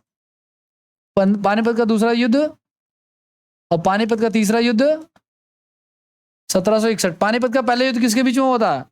इब्राहिम लोदी वर्सेस बाबर। दूसरा युद्ध हो गया अकबर वर्सेस हेमू, हेमू। और तीसरा था गाइस आपका मराठा वर्सेस अहमद शाह अब्दाली, मराठा वर्सेस अफगान, ऐसा लिख लेना। ये जीता और वो जीता। 2 बार तो मुगल ही जीत गए, एक बार बाबर जीता और एक बार अकबर जीता है ना। और मराठाओं में, एक मिनट, मराठाओं में ये जीता, अफगान जीते। ठीक है ना, अहमद शाह अब्दाली जीता था, मराठा हार गए थे और खत्म भी हो गए थे इसके बाद से। तो पानीपत का दूसरा युद्ध 1526 में अकबर और हेमू के बीच में हुआ।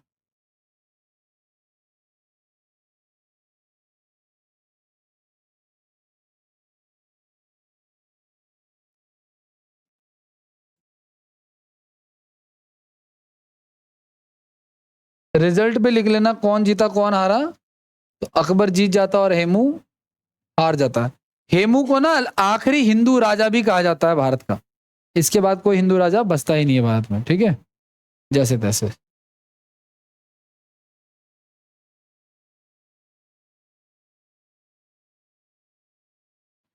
अच्छा, इन राजाओं की बहुत सारी रानियां होती थी, जैसे जहांगीर के ऐसा कहा जाता कि 8,000 रानियां थी, लेकिन ऐसा नहीं था कि वो उनसे मिलता भी था, बट ये पॉलिटिकली अपने रिश्ते को स्ट्रांग करने के लिए, है ना, क्या करते थे, शादियां करते थे। जरूरी नहीं कि वो उन रानियों से कभी मिले भी हों, ठीक है ना। तो जहां पे इनको रखा जाता था उसे हरम दल कहा जाता था, और अकबर ने अपने आप को कंप्लीटली हरम दल से फ्री कर लिया था, मतलब वो वहां पे नहीं जाता था जहां पे रानियां होती थी, ठीक है। ये हिंदूज में काफी इंटरेस्ट है, इसने कई सारे हिंदू शादियां की, लेकिन मूवी में जो दिखाया गया जोधा अकबर वो बिल्कुल ही सरासर गलत है। हाँ, रियलिटी में पढ़ना, जोधा अकबर की माँ जरूर थी, ठीक है ना, इसलिए कहा जाता है कि मूवीज में जो दिखाया गया उसको पेपर में कभी टिक करके मत आ जाना, क्योंकि पेपर में तो तुमने ये पढ़ा कि जोधा अकबर की शादी हो गई, लेकिन रियलिटी में ये है कि जोधा जो थी वो अकबर की कौन थी, मदर थी, ठीक है ना। ये बात का ध्यान रखना आप। अब आगे की बात करते हैं guys। हल्दी घाटी का युद्ध,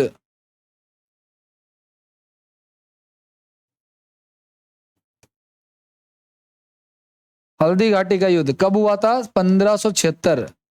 इसके बीच में हुआ था गाइज, महाराणा प्रताप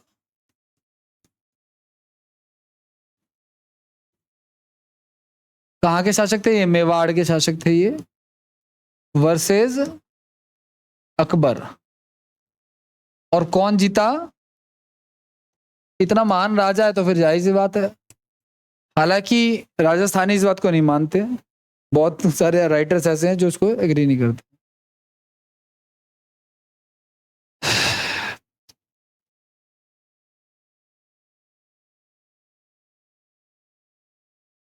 नहीं, इसलिए नहीं, उन्होंने हार मानी ही नहीं, ठीक है ना। ऐसा कहते हैं ना, आपने सुना भी होगा कि महाराणा प्रताप जो है जंगल में छुप गए, घास की रोटियां खाई, चाहते तो एक बकरा खा लेते। इसका मतलब ये हो गया कि उस समय के लोग जो थे वो वेजिटेरियन भी हुआ करते होंगे शायद, जो हिंदू हैं, ठीक है ना। जंगल में तो बहुत कुछ मिल जाता नॉन वेज, ठीक है ना, लेकिन घास की रोटी खाने का ये प्रूफ बताता है कि उस समय के लोग जो थे वो क्या थे, ठीक है, शाकाहारी थे।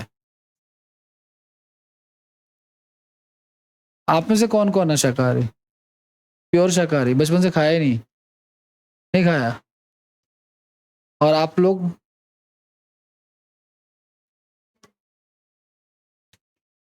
दबाने जैसा तो नजर नहीं आ रहा कुछ वैसे तो, लेकिन फिर भी खाती होगी, चलो। ये खाली ग्रेवी ग्रेवी खाती होगी, है ना। तो कई प्रकार के शाकाहारी मांसाहारी लोग होते हैं। एक वो जो खाली ग्रेवी ग्रेवी खाते हैं, पीस नहीं खाते। एक जो खाली हाँ अंडा अंडा खाते हैं, चिकन नहीं खाते। एक जो चिकन खाते हैं, मीट नहीं खाते, है ना, बकरे बकरे का मीट नहीं खाते, है ना, इस प्रकार से।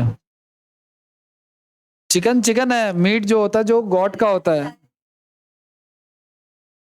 ठीक है। मटन, हाँ मटन।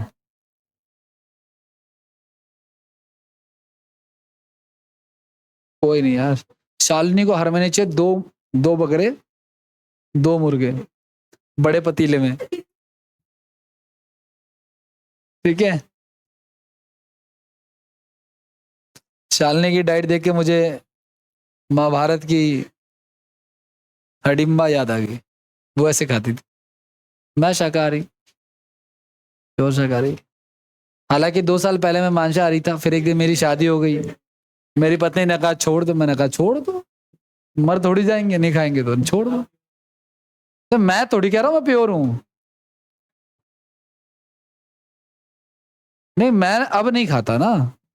मैंने, आपने कहा आप क्या हो, मैंने कहा शाकाहारी हूँ।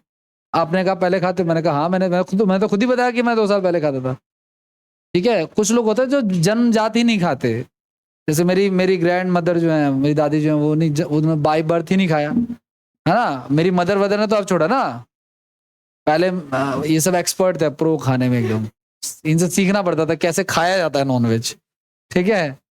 ये सिखाते भी थे। आ जाओ, चलो नेक्स्ट देखो आप लोग।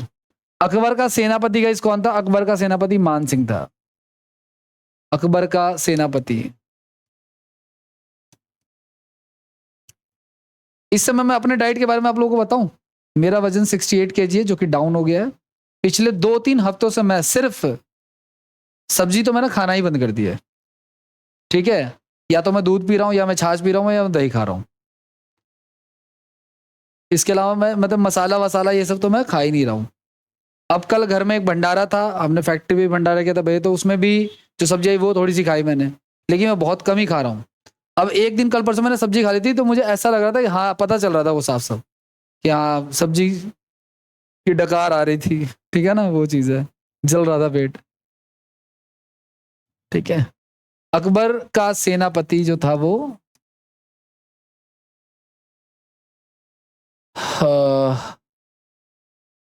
मान सिंह था। दूध दही मुझे बहुत पसंद है, कभी आप लोग बुलाओ घर पे तो मैं बताऊंगा आप, ठीक है। ठीक है, भगवान ने मेरे लिए, ऐसा लगता है दूध दही मेरे लिए बनाया है। 2-4 किलो छाछ रखना, ठीक है ना, 1 आधे लीटर दूध रखना, दही तो चलो मैं 1 किलो में भी काम चला लूंगा, ठीक है। इतना अगर चढ़ावा हो तो ही बुलाना, इससे कम मैं नाराज हो जाता हूँ फिर, ठीक है। फिर गवर्नमेंट जॉब का मुझे श्राद्ध देना पड़ेगा तुम लोगों को कि तुम्हारी नौकरी जल्दी लगेगी, ठीक है। आज अकबर का सेनापति मान सिंह, ठीक है। शरीर बना जाना मेरे ठीक है। परसों ही वजन नापा मैंने दुबे के पास, 68 दिखा रहा था, 72 था, कम हो गया। आ जाओ, चलो नेक्स्ट वीक आप लोग। महाराणा प्रताप की डेथ होती है गाइस, हल्दी घाटी का युद्ध कब होता है? 1576। और महाराणा प्रताप की डेथ होती है गाइस 1597। कब होती है डेथ इनकी? आप सोचो, ये जो युद्ध था ना हल्दी घाटी का, इसका कोई रिजल्ट नहीं निकला। महाराणा प्रताप ने अपनी कोई हार नहीं मानी, ठीक है ना। इसके कारण से वो छुपे रहे, अटैक करते रहे, देखते रहे। एक दिन एक धनुष पे ना वो प्रत्यंचा चढ़ा रहे थे, तो उसकी चोट से जो है उनकी डेथ, घाव तो उनका शरीर पे, पूरे शरीर पे ही था, उसकी कारण से उनकी डेथ हो गई थी, ठीक है। आगे की बात करते हैं। हाँ जी, क्या हुआ? टाइम हो गया? अच्छा चलो कोई बात नहीं, सुनो सुनो, करेंगे अभी आगे, टाइम छुट्टी करेंगे, टेंशन मतलब। सुनो ध्यान से, आज तो खा पी क्या होगा तुम लोग? पूड़ी, हलवा, सब्जी। नहीं, व्रत नहीं भी होगा तो भी तो कन्याओं को खिलाने के बाद तो कर ही होगी। तो हलवा तो आज भी बचा होगा फ्रिज में हमारे तो फ्रिज में भर भर के रखा हुआ है सुनो ध्यान से, अकबर ने गुजरात पे अटैक किया गई, गुजरात मेरा ससुराल, ठीक है ना। गुजरात यहाँ पे ना, गुजरात पे अटैक किया। पहली बार अकबर ने समुद्र वहीं पे देखा, और पहली बार अकबर पुर्तगालियों से वहीं पे मिला। पुर्तगाली आ चुके हैं, ये लड़ाई कब की चल रही है ना। और पुर्तगाली आ गए 1400, वास्को डिगामा कालीकट आ चुका है कब कहीं, है ना। तो पहली बार पुर्तगालियों से अकबर कब मिला? गुजरात विजय के दौरान। और जब गुजरात को उसने जीता, तो उसने एक बड़ा सा गेट बनवाया, जिसको कहते हैं बुलंद दरवाजा। क्या बनवाया? बुलंद दरवाजा। कहां पे है बुलंद दरवाजा? फतेहपुर सीकरी में। और फतेहपुर सीकरी कहाँ है? कहाँ है फतेहपुर सीकरी? है आगरा के पास है, यूपी में ही है, ठीक है ना। आगरा के जस्ट कुछ दूरी पे ही है फतेहपुर सीकरी, ठीक है ना। इसके बारे में हम पढ़ेंगे। फतेहपुर सीकरी पूरा शहर ही किसने बताया? अकबर ने बसाया। उसने एक नए धर्म की स्थापना की, दीन इलाही। वो धर्म का जो इबादत खाना था, जो उसका मंदिर कह लो, ईदगाह कह लो, जो भी कह लो, वो वहीं पे था, ठीक है। इसको नेक्स्ट कल की क्लास में करेंगे। कल आप लोग टाइम पे आइएगा, एक 25 क्वेश्चन का टेस्ट हो जाएगा आप लोगों का, और फिर बाकी टाइम में हम लोग जीएस को कवर करेंगे। जीएस अब ऐसे ही चला करेगी। Thank you so much. Reasoning का टेस्ट हो गया, और आने से